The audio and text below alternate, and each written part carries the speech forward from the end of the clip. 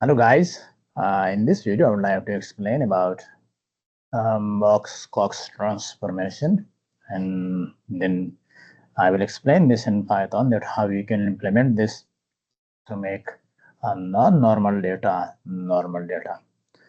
But before this I would like to answer the question that why we need the Box-Cox transformation. Why not we can use the data which we have as it is in the statistical technique, more importantly in regression analysis and maybe some other analysis as well, where there is a need of normality. So actually these techniques have assumptions like if you see regression analysis, in regression analysis this is an important assumption that the data should be normally distributed.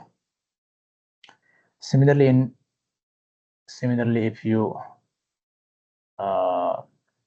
you Google time series analysis, assumption of time series analysis, I mean Riemann modeling, you will see this assumption. Just look at this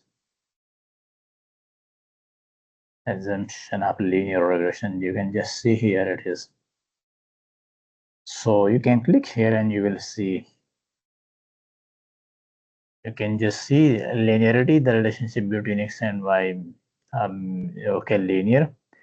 Homoscedasticity, the variance of the residual is the same for any value of x, and dependence observation are independent of each other. Normality for any fixed value of x and y, for any fixed value of x, for any fixed value of x, y is normally distributed. This means that the y variable should be normally distributed. You can click here, maybe you can see detail here. So this means that you can see it should be here somewhere. So this means that if you are using this regression analysis and your data is not normally distributed, what you will do, if your variable is not normally distributed and you are using regression analysis, this means that you are violating the assumptions of the test on the basis of which the test was developed. So which is the basis of this test on which this test was developed? You violating those assumptions, so your result will be misleading. You will get wrong conclusions. So this is very important to understand, very important. So if you are violating the assumption, the basic of the test, the basic of the method, the techniques on the basis of which this technique or test is developed, then your result will be misleading, obviously. So you don't need to do that. You just need to transform the variable and achieve the approximate normality. Yeah, of course, you cannot get, it's very hard to get the exact normal distributed variable in the real life data, but you can get approximate normality. So for this purpose, if your variable is not normally distributed, you can apply transformation, different type of transformation, inverse transformation, log transformation, square root transformation, and so many other transformations you can apply on your data. Sometimes you need to apply log transformation to make to achieve the approximate normality. So these are very easy transformation, and you can do in R, Python, or Minitab or SPSS and other software in Excel and so on.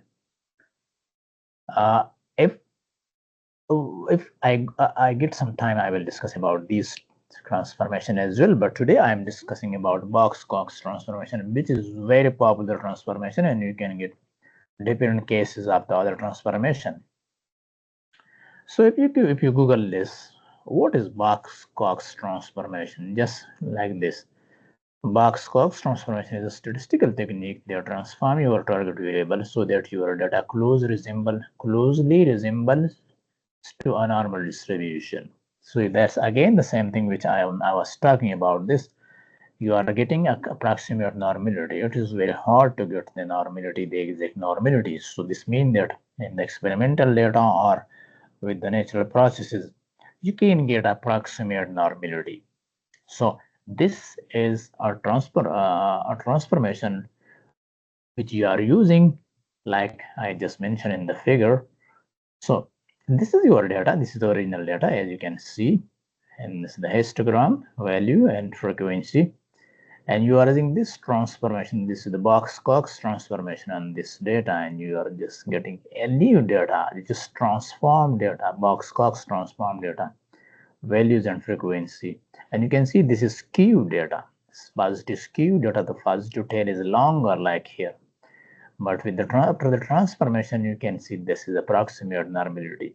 So what we will do, this is the importance of the transformation and normality, and you can see the application of this transformation is not limited to the field of psychology, economics, econometrics, engineering, and physical sciences, and all other areas in which you need to do data analysis. You need, if you want to use regression techniques or any other techniques, you need normality as an assumption. Then you need to do this if your variable is not normally distributed. So it's a lot of a variety of fields you can use this technique very simply, and I will explain this in Python very simple way, and the code is available. I will make available the code, so you can download the code. You can just read your data and you can apply, and you can transform your data to normality. Because if you don't, again I will say, if you don't transform the data, use this original data, the result will be misleading. Again I will say, because the test develop on the assumptions. Those assumptions are the foundation of the test, are the techniques. So if violating those, you will get misleading results. So this is all about theoretical and some importance and some theory about this Box-Cox transformation. And you should know that who developed this test. You can see this. Box-Cox transformation is the transformation of non-normal dependent variable into normal shape. Normality is an important assumption of many statistical techniques. For your data is not normal, apply Box-Cox means that you are able to run on a broad number of tests. Box-Cox transformation is the name after the statistical. There is this statistician George Box and Sir David Roxby Cox who collaborated on a paper in 1964 and developed the techniques. So this is some history about this test, and you can Google and you can see detail further. So let's move to Python and see how this work and how you can implement this. And we will use a synthetic data, but you can of course use your own data. Your data from CSV, from online resources. We have already discussed about these things, how you can export the data, import the data. So you can go to you can go to the playlist named data analysis with Python, and you can see the tail. We started from the scratch in that playlist, so you can see those things. So let's open the spider and see how this work.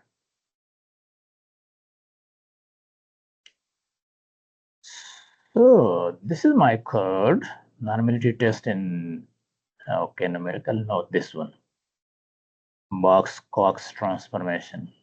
So just close this one, don't need this. So you need to do this. This is for the Box-Cox test, and NumPy is for array and data like this, generating this data. Just you need to do this. And this is third one is for the plotting. And now generate data, generate some data. So this is just to keep, you can use this as random.seed. Data np.random.log normal. We have already discussed about this multiple times, but this is from the normal distribution. So you need to mention the mu, sigma, and the size. And of course, log normal, then this will, you know that we have also mu and sigma in normal distributions, but you are using lag normal function here. So this will generate data from log normal, remember. So this is now the data, and now I need to plot this data, that how it look like. The figure is, this is a figure, and you can plot all this together so you can see the shape of this data. Okay, this data look like this, and this look like positive skewed.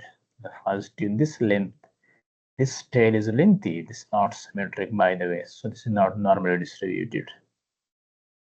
And this is this graphical investigation. The data is not normally distributed. If you are interested to do some numerical test, you can do Anderson-Darling test. You need to import this from that states. Can use this, then you can see the test statistic, because there is, you can compare the test statistic with the theoretical values. We have talked about the Anderson-Darling test, normality test. We have done this video, normality test in Python, and numerical, of course. So you can go there and you can see how you can compare the test statistic of Anderson-Darling with the theoretical values. So of course, the test statistic value is very high. So this means that we reject the null hypothesis of normality, but you can go to the video and then you can see. But I have another test. I have two more tests, Shapiro-Wilk test and then York-Bera test. So I can see the p-value in these two tests. Apply this test, and then we have talked about these things. This will give you the p-value, and the p-value test statistic value is stored here. P-value stored here from this function. So now just display these two and you will see. Okay, I have not applied the test. You need to run this function first. Now you can, so you can see that the p-value is very, very low, 2.589 e raised to the power 20 minus 26. So this means this is very low. So we reject the null hypothesis. Remember, the null hypothesis is that the data is normally distributed. You can see the data is normally distributed. This is the null hypothesis. So we reject the null hypothesis and say that the data is not normally distributed. York-Bera test, you can do this as well. The null hypothesis is same. Just import this, and now York-Bera, this means that this value will state j. This is just take from York j and p-value j. So now run this, and now let's see the p-value. That how, again, the p-value is very small, 1.374 e raised to the power minus 158. So we reject. We are unable to accept the null hypothesis. The p-value is very small, and conclude that the data is not normally distributed. And it is obvious that the data is not normally distributed. The first quality of the normal distribution is that it is symmetric. Both tails are equally lengthy, but this tail is too lengthy. And of course, the data is from log normal distribution. So the log normal distribution is positive skew distribution. That's the reason, but we are explaining the video, so you can use your own data. Now let's see. Just apply this data box.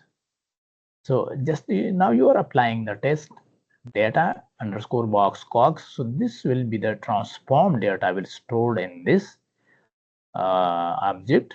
Data underscore Box-Cox will have the transformed data, and lambda underscore will have the value of the lambda.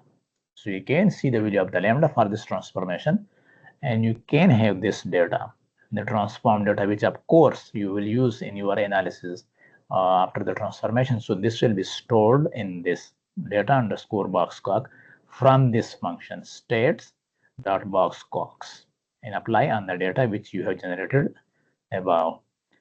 Run this. Okay, what is happening? Let's do this. I think I have done this once, but sometimes we forget about this, and then this Box-Cox is not happy. Yes, it is not working. So this has worked.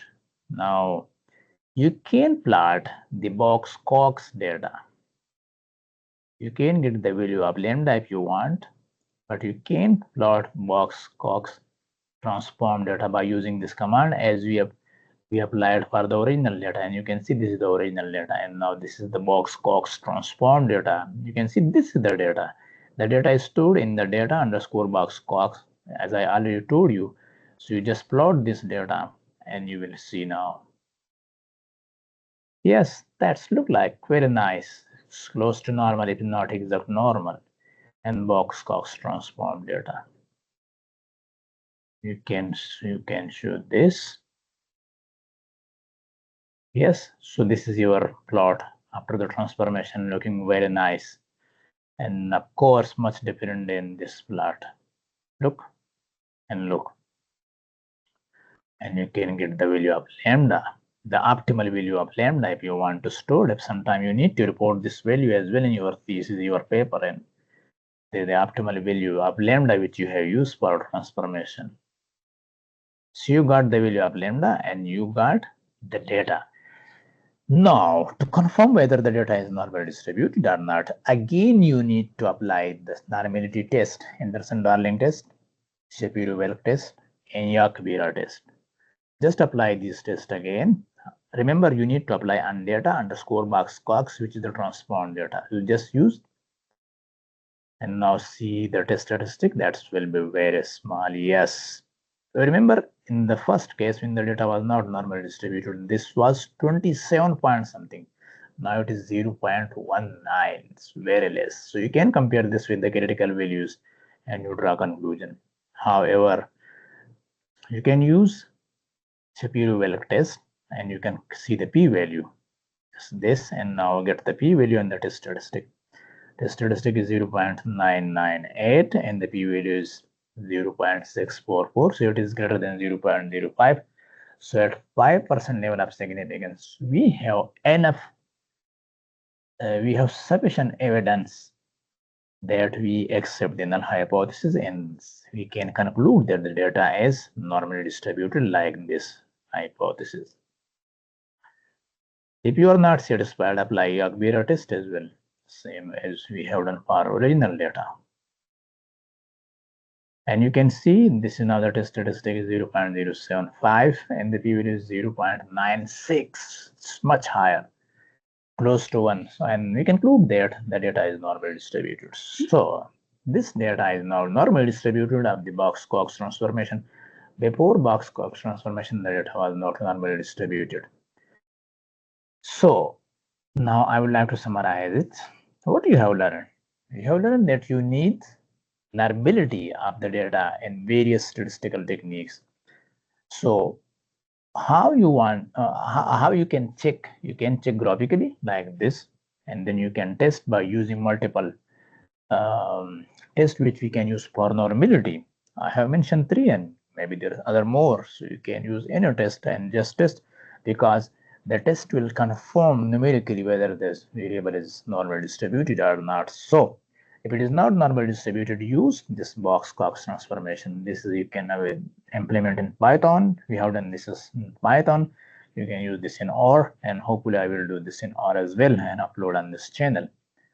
So then you need to apply this, transform the data to approximate normality, and then just do your analysis. So what we have learned in this channel, we have checked the data before the transformation. It was not normally distributed. Then we applied transformation, and then we checked the data, and the data was normally distributed. Graphically we checked, and then numerically as well. So this can help you a lot when you are dealing with the data analysis, particularly, and you are dealing with the issue of non-normality. If you have any question and you want to know something more, you can write in the comments box below the video. Thank you very much, and see you in the next video. Ciao.